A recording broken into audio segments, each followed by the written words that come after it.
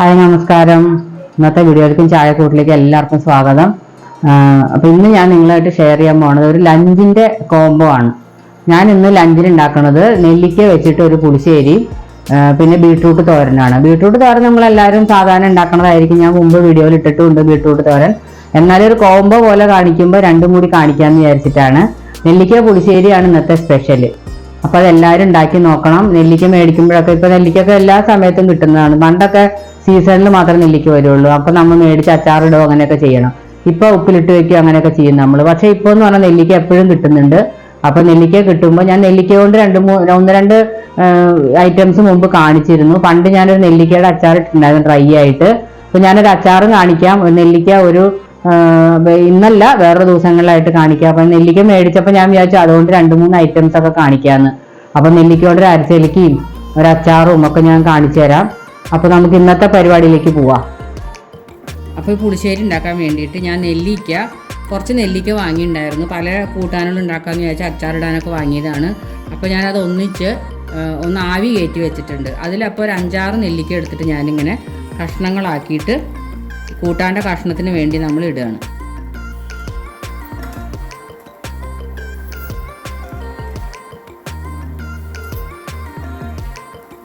ഇതിലേക്ക് നമുക്ക് കുറച്ച് വെള്ളം ഒഴിച്ച് കൊടുക്കാം.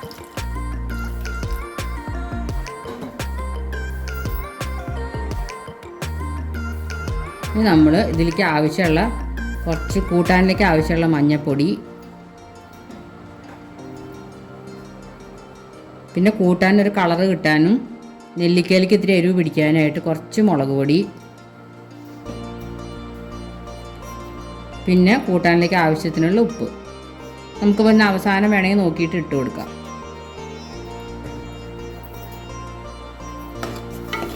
ഇതൊന്ന് തിളയ്ക്കട്ടെ. ഇത് 2 മിനിറ്റ് തിളച്ചാൽ മതി. നെല്ലിക്ക പിന്നെ വെന്തതായതുകൊണ്ട് നമുക്ക് വേഗം തന്നെ തേങ്ങ ചേർക്കാം. തേങ്ങ ഞാൻ ഇന്ന് രാവിലെ 9 തൊട്ട് 5 വരെ കറണ്ട് ഇല്ല എന്ന് നമുക്ക് മെസ്സേജ് വന്നത് കൊണ്ട് ഞാൻ എന്ത് ചെയ്തു, രാവിലെ തന്നെ നേരത്തെ കുറച്ച് തേങ്ങയും ജീരകവും പച്ചമുളകും കുരുമുളകും 2 മണി കുരുമുളകും കൂടി അരച്ച് വെച്ചു. 4 കൂട്ടം കൂട്ടി അരച്ച് വെച്ചു. അപ്പോൾ അതാണ് ഞാൻ ഇനി ഒഴിക്കാൻ പോണത്. ഇതൊന്ന് തിളക്കട്ടെ 2 മിനിറ്റ്. നെല്ലിക്കയിലേക്ക് ആ ഉപ്പും മുളകും ഒക്കെ ഒന്ന് പിടിക്കട്ടെ. അതിൻ്റെ ശേഷം നമുക്ക് തേങ്ങ ഒഴിച്ചു കൊടുക്കാം. അപ്പോൾ നെല്ലിക്കൊക്കെ നല്ലോണം തിളച്ച് അതിൽ ഉപ്പും മുളകൊക്കെ പിടിച്ചിട്ടുണ്ടാവും. 2 മിനിറ്റായി തിളയ്ക്കണം. ഇതാണ് ഇപ്പോൾ ഞാൻ പറഞ്ഞ തേങ്ങ അരച്ച് വെച്ചത്. തേങ്ങയും പച്ചമുളകും കുരുമുളക് 2 മണി ഇട്ടിട്ടുള്ളൂ കേട്ടോ. ജീരകം ഒരു 1/2 ടീസ്പൂൺ ജീരകവും പിന്നെ കുറച്ച് കരിവേപ്പിലയും കൂടി അരച്ച് വെച്ചതാണ് ഞാനിത്. ഇത് ഞാനിപ്പോൾ ഒഴിച്ചു കൊടുക്കുക.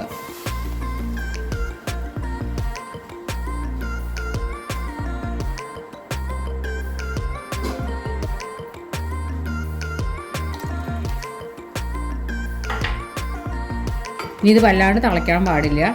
ചെറുതായിട്ടൊരു തള വരുമ്പോൾ നമുക്ക് ഓഫ് ചെയ്യാം. അതിൻ്റെ ശേഷം നമുക്ക് മോരൊഴിച്ച് കൊടുക്കണം. തള നിന്നതിൻ്റെ ശേഷം മോരൊഴിക്കാവൂ. ചുടുങ്ങനെ മോരൊഴിച്ചാൽ ചിലപ്പോൾ കട്ടയും വെള്ളമാവും. ഇതൊന്ന് തിളച്ച് വരട്ടെ. ഞാൻ ഉപ്പുണ്ടോ എന്ന് നോക്കട്ടെ കേട്ടോ. ഉപ്പ് കുറച്ചും കൂടി ആവാം.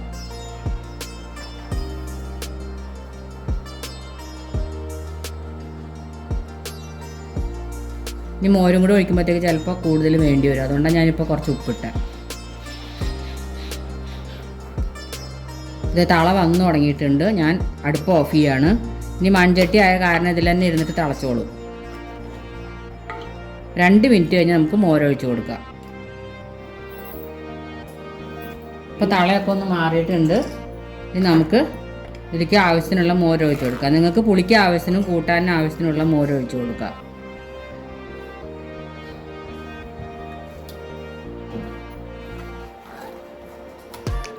ഇനി ഉണക്കമുളകും കടുകും ഉലുവയൊക്കെ ആയിട്ടൊരു വറവിട്ട് കൊടുത്താൽ നമ്മുടെ പുളിശ്ശേരി റെഡി ആയിട്ടുണ്ട്.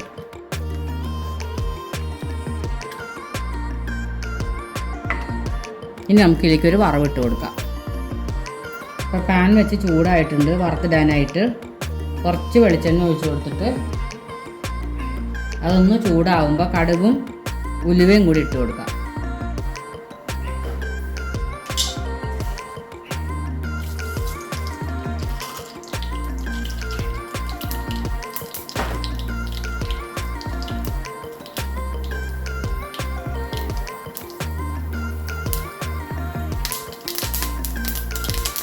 കടുക് പൊട്ടുമ്പോൾ വറ്റൽമുളകും കറിവേപ്പിലയും.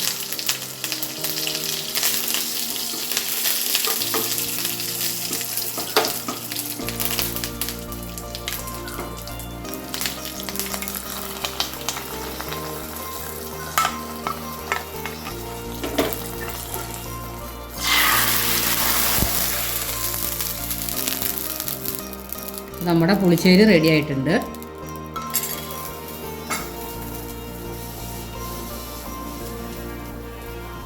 ഇനി നമുക്ക് ഇവിടുന്ന് മാറ്റിയിട്ട് ഈ അടുപ്പിൽ തന്നെ തോരൻ ഉണ്ടാക്കാം, ബീട്രൂട്ട് തോരൻ. പാൻ ചൂടായപ്പോൾ കുറച്ച് വെളിച്ചെണ്ണ ഒഴിച്ചു കൊടുത്തു. കുറച്ച് ഉഴുന്നുപരിപ്പും കടുകും ഒന്ന് പൊട്ടിക്കണം.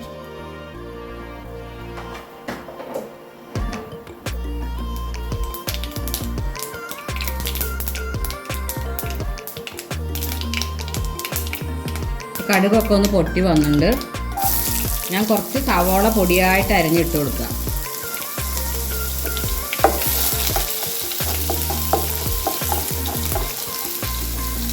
ഈ സവോള ഒന്ന് വാടിയാൽ മതി, ബ്രൗൺ ഒന്നും ആവണ്ട, ഒന്ന് വാടിയാൽ മതി. അറിയാത്തവർക്ക് വേണ്ടിയിട്ടാട്ടോ ഞാൻ പറയണത്ര ഡീറ്റെയിൽ ആയിട്ട്. ബീട്രൂട്ട് ഉപ്പേരിയൊക്കെ അധികം പേരും സാധാരണ ഉണ്ടാക്കണതായിരിക്കും, പക്ഷെ ഞാൻ ഉണ്ടാക്കുന്ന രീതിയിലും ഒന്ന് പറഞ്ഞു തരാമെന്ന് വിചാരിച്ചു എന്ന് മാത്രം.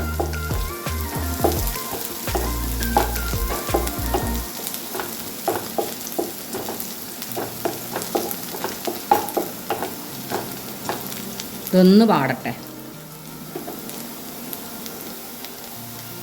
ഇപ്പോൾ സവോളയൊക്കെ ഒന്ന് വാടിയിട്ടുണ്ട്. ഞാൻ ബീട്രൂട്ട് ചോപ്പറിൽ ചോപ്പ് ചെയ്ത് വെച്ചതാണ്. ഒരു വലിയ ബീട്രൂട്ട് ഉണ്ടായിരുന്നു, അത്രേ ഉള്ളൂ. ഈ തീ സിമ്മിലേക്ക് ഇട്ട് വെച്ചിട്ട് പൊടികളൊക്കെ ഇട്ട് കൊടുക്കാം. കുറച്ച് മഞ്ഞൾപ്പൊടി, ഇതിലേക്ക് ആവശ്യമുള്ള ഉപ്പ്,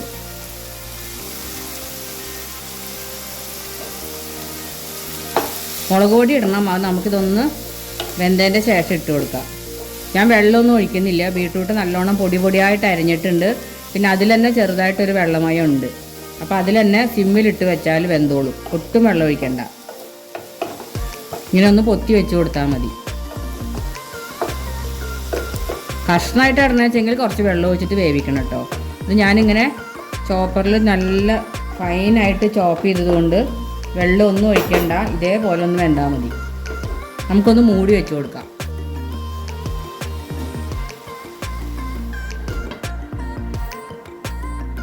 ഇനി നമുക്കൊന്ന് തുറന്ന് നോക്കാം.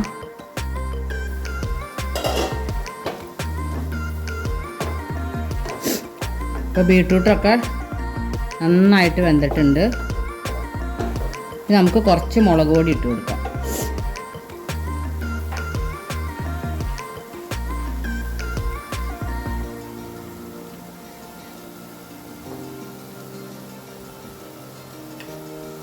പിന്നെ കുറച്ച് തേങ്ങ ചിരകിയത്.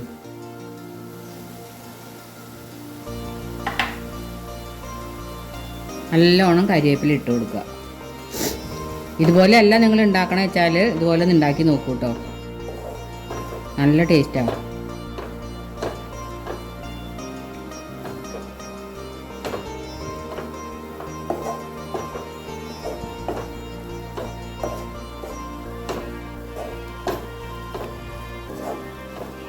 ഇനി നമുക്കിത് വിളമ്പുന്ന ഒരു പാത്രത്തിലേക്ക് ആക്കാം. തീ ഓഫ് ചെയ്യാം.